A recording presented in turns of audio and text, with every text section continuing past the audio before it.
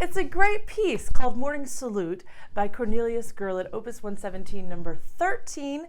So if you are just joining us and you're learning this piece, I've come to give you a few pointers, a few tips to help you get through this great piece. So I want to point out from the beginning, I actually start my students talking about the left hand of this piece. So on the first 8 measures, we have a stationary left hand. If you get the fingering correct, you won't have to shift the hand at all on measures 1 through 8. So let's take a look on the overhead cam. You see here that we're right below middle C. This is G and B with our thumb and 3rd finger. We want to extend here. You've got the 2nd chord that we play, D and A, is played with the 5th and 2nd finger. Noticing that we can alternate between those 2 finger groups without having to lift the hand and shift to a new position. So make sure that you get the fingering correct so you will have less opportunity to make a mistake there. Noticing on the 2 and the 5, I'm making sure that my elbow is slightly away from the body so the 5th finger doesn't collapse inward. So you want to have a nice tall finger there. Okay, so that gets us through those first 8 measures about where the left hand goes. That's really all you do is those 2 chord structures. Very nice. Right hand, we're going to be in G position. So we'll take a look here right above middle C. We're doing the G here, 5-finger pattern. So this is measures 1 through 4. You want to notice that between measures 1 and 2, you have a tie. Yeah, it's hidden. We have a slur arching over the first 2 measures, placed smoothly, but we also have a second curvy line. That's a tie. So between the end of measure 1 to the beginning of measure 2, you're going to tie that right hand D like this. 1, 2, 3, tie, 2, 3, 1, 2, 3, tie, 2, 3. So that is the first 2 measures with the correct rhythm. Okay, other than that, the fingering is not complicated. You're within the 5 fingers in the G position. However, when we get to measure 5 and 6, you want to notice that this is a G major scale descending. So we're going to do an octave G here. So that's the full G scale right there. Noticing, however, on measure 7, they're going to do a slight little curly Q there, so it doesn't go straight down the scale. We're going to do a little curly Q. So starting here again at 5, measure 7, cross your 3, go up to C, skip to A, and back to your G. 3, 4, 2, 1, B, C, A, G. Okay, so that's the only other place that you want to talk about. So the right hand has 2 positions on measures 1 through 8. You have your G 5-finger position, and then you reach up for the G octave and come down that G major scale. All right, now if you're going, oh, this is a little bit lengthy, I'm feeling a little overwhelmed, good news. If you guide forward to measure 17, guide your eyes forward.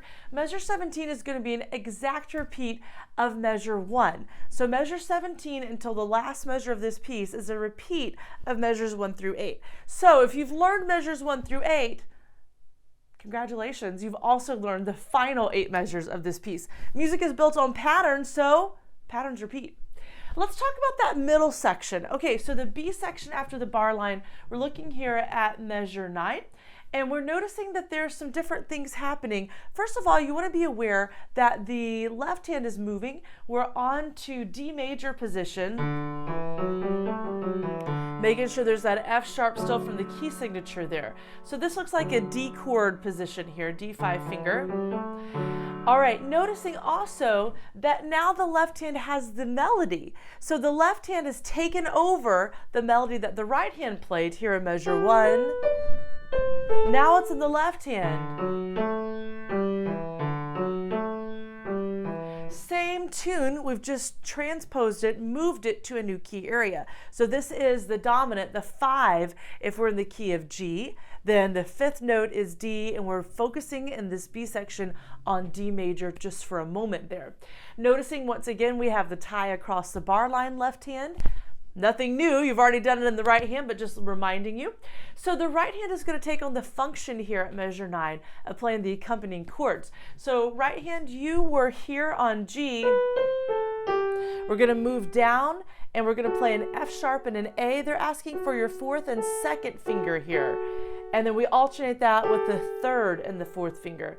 G and A, F sharp and A, and that's it through measure 13, 9 through 13. Okay, so putting it together, just a quick. So be cautious that you don't lead with the right hand. That's not terribly interesting as a melody, just hearing those two notes. I mean, it's nice, but it's not really the main event. So you're going to try to play that hand with less pressure in the fingers. Stay very close to the keys and play very lightly so that we don't hear a lot of sound. The forte that you're seeing here in measure 9 is going to go to that left hand.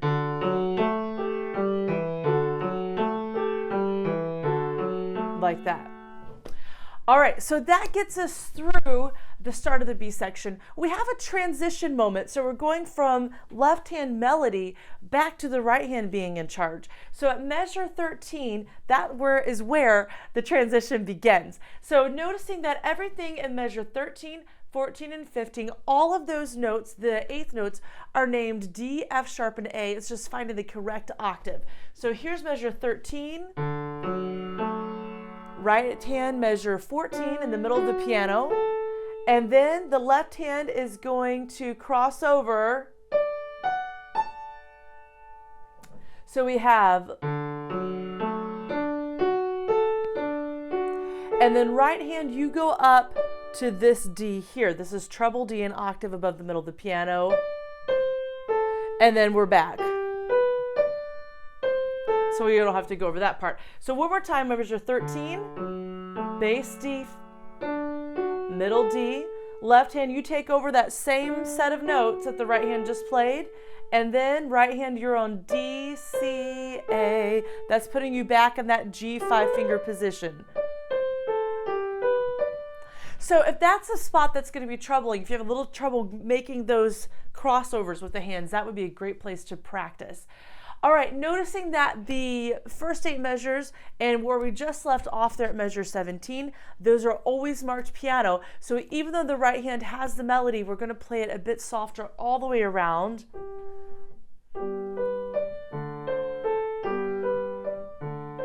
Whereas we had the louder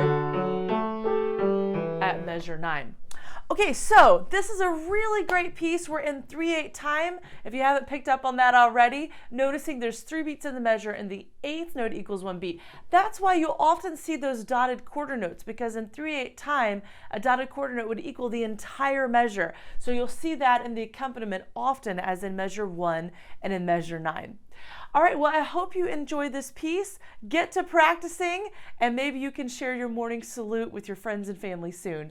Thanks for tuning in. Give this video a like if it was helpful to you, and I hope that you keep on practicing.